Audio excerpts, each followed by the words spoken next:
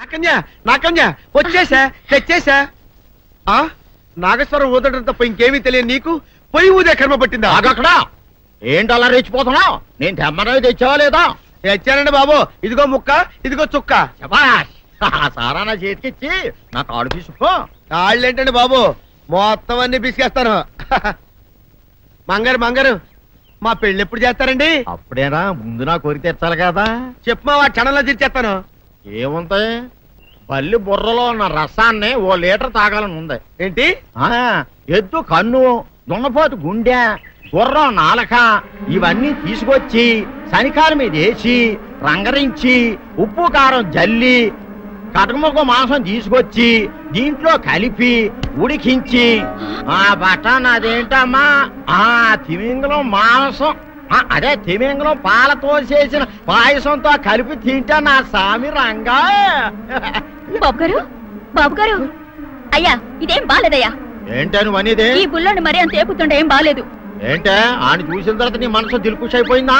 అవునయ్యా, ఆ బుల్లోని ఏడిపించింది చాలు గాని మా ఇద్దరికి ముడిట్టే. నీకు ఇష్టమైతే నాకు ఇష్టమే అమ్మడం. ఆ నువ్వు సంగతి మర్చిపోకు. నువ్వు నాకు కనివైన బేమలో ఉన్నాడు. నీ పెళ్లి అయ్యాక కొంతకాలం సంసారం ఏదాకా అనేదే బేమలో ఉంచాలి, లేకపోతే నీ బతుకు అదిగో అలా బూడిదిపోలు అయిపోతాయి. నాగకన్యా, ఓహోయ్ ఓహోయ్ ఓహోయ్, నా నాగకన్య నాకు దక్కించండి. మీ మేలు ఈ జన్మలో మర్చిపోను. ఇదిగా నా మేలు మర్చిపోయినా పర్వాలేదు గాని ఓ సంగతి మాత్రం మర్చిపోకం.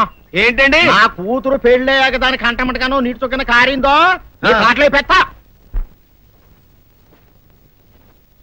కారణమనండి. శబాష్ శబాష్, అయితే నీ షాదీ రేపారా? నాకన్యా,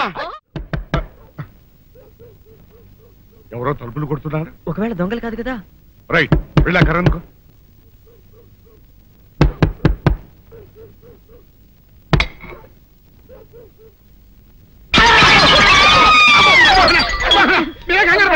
ఇది మా అబ్బాయి బుల్ రాజు, చనిపోయింది రాజుని.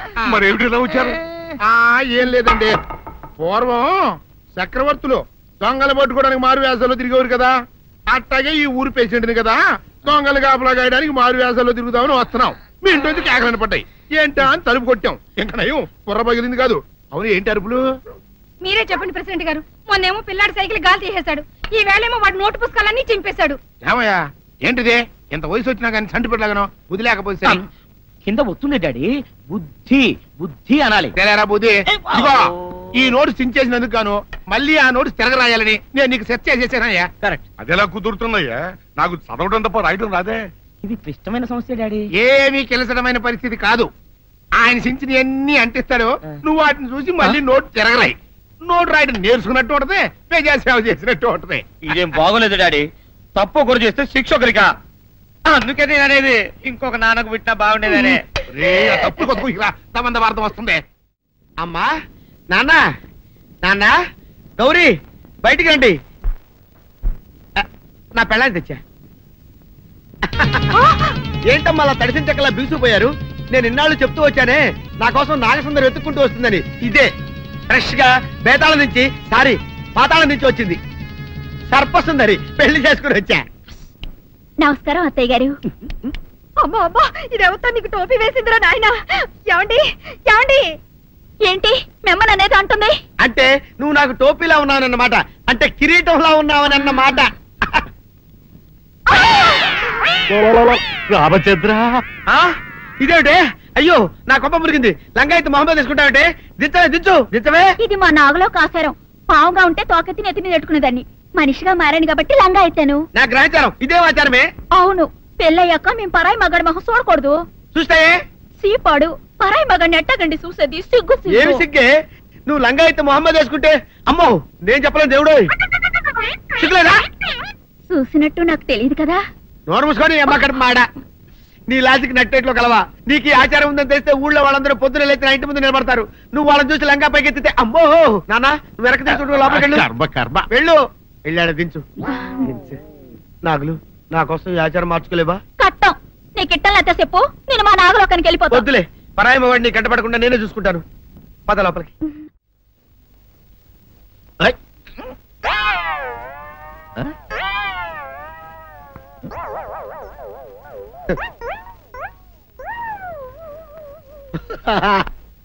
అల్లుడు గారు ఇదేంటండి ఎవరో చచ్చిపోయినట్టు దిగాలుగా కూర్చున్నారేంటండి మావా అల్లుడు అల్లుడు నా బేటీకి బేటీకి ఏమీ కాల 300 కప్పలు తిన్న పావులాగా నిగడ తీసుకొని పడుకొని ఉంది. చూపిస్తా పద. చూడు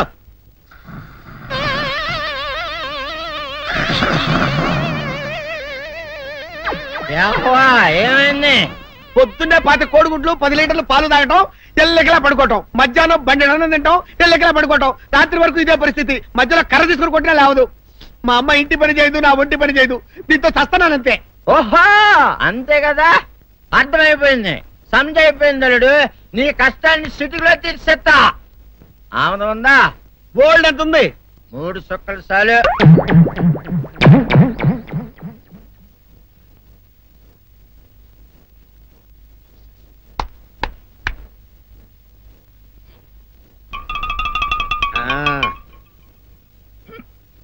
అల్లుడు చెప్పు, ఇప్పుడు ఏం పని చేయాలి?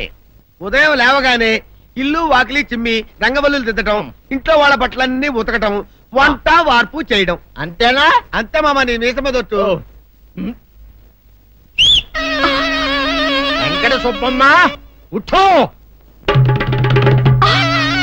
నీ కాలు అందరి మీద బయట కట్టా, బయటికి దాలో.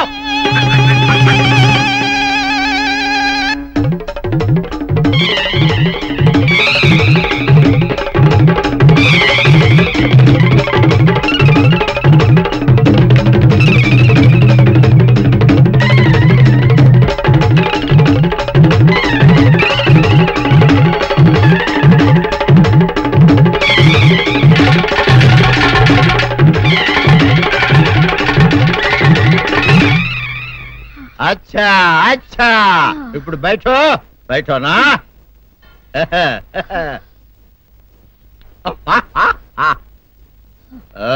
అల్లుడు ఇప్పుడు అందరికీ సంతోషమే కదా? సంతోషమే. అమ్ముడు వెళ్ళొస్తా, వెళ్తూ. మామ నీ కూతురు ఇంటి పని అంతా శుభ్రం చేసింది. అది అంటే అది మరి ఆ పని నీ పైన. ఓహో అర్థమైంది అల్లుడు, అర్థమైంది. అల్లుడు రాత్రికి శోభనంగా అందంగా అలంకరించుకో, ఆ తర్వాత నేను చూస్తా. ఆ శ్రమ నీకెందుకులే మావా. సాధారణంగా అల్లుళ్ళు కట్నం కింద కార్లు, స్కూటర్లు, వాచీలు, ఉంగరాలు అడుగుతారు కదా. నేను నిన్ను ఇప్పుడేమైనా ఏమైనా అడిగానా మావా? ఏవాడాలా? ఇప్పుడు చిన్న చిరుకాన కోరతాను, కాదనకుండా ఇస్తావా మావా? బిల్కుల్ తప్పకుండా ఇస్తావు కదా మావా? ఓ నా మాట కాదనగను మావా. ఒట్టు ఒట్టా, నీకు దండం పెడతా నీ డోలీ మావా. దీన్ని తీసుకొని వాయించి మీ అమ్మాయి చేత పని చేయించుకుంటా. ఓహా ఓహా, क्या दिमाग है रे तुम्हारा बेटा? बजाओ, ले जाओ ये डोल, अच्छा तरह बजाओ. बजाता मावा, तू जाओ, तू जाओ. जातू रे. बजाता मावा, सर्पसुंदरी.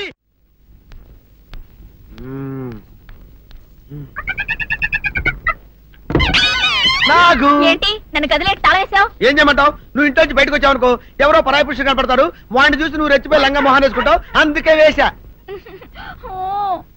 సరే గాని ఊళ్ళో సంత జరుగుతుందంటగా, నన్ను తీసుకెళ్ళవా? ఏంటి సంతక? నిన్న ఇంట్లోనే నిన్ను నీ లంగాన్ని కాపాడలేకొస్తున్నానే.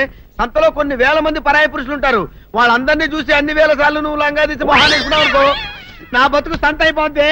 అంటే నన్ను ఇలా 4 గోళ్ల మధ్య బంధించాలడా? నేను ఊరుకోను. ఊరుకోపోతే ఏం చేస్తావే? చస్తావా? ఊరేసుకొని చావు. నేనెందుకు చెప్తాను? ఏరే మంచోడు చూసుకొని లేకపోతాను. అమ్మో నీకు దండం పెడతానే, ఆ పని చేయకే. ఇప్పటికే అవమానంతో చచ్చిపోతున్నాను, ఆ పని చేసావంటే నేనే ఊరేసుకొని చేస్తాను. మరైతే నన్ను సంతకి తీసుకెళ్తావా? సంతకే గొప్ప చిక్క. అలాగే గొప్ప ఐడియా వచ్చింది. సంతకు తీసుకెళ్తా, నీ కళ్ళకి గంతలు గడతా. కళ్ళ గంతలు కట్టుకుంటే సంత చూసి దట్టమ్మా. అవును, నీ పక్కన నేను ఉంటాను కదా, అక్కడ జరిగేవన్నీ డీటెయిల్డ్ గా చెప్తా. కను చూపు కరువైన వారికైనా కనిపించి కనువిందు కరిగించు. రీచేట ఇటు ఇటు నడపే.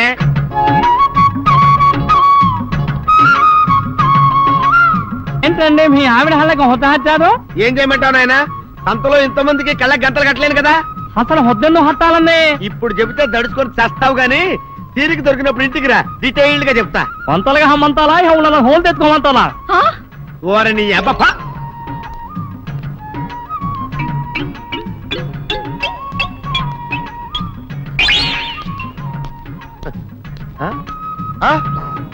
దొంగ దొంగ దొంగ పట్టుకోండి పట్టుకోండి దొంగ పట్టుకోండి పట్టుకోండి వదిలిపెట్టండి. అయ్యో పరాయి పురుషులు. పట్టుకోండి పట్టుకోండి దొంగ దొంగ విధవా. దొంగ దొంగ నన్ను పట్టుకోవడం కదా. అక్కడ చూడు సూపర్ సీన్. తిరిగితే పారిపోదాం అనుకుంటున్నావా? ఏం జరుగుతుంది అక్కడ?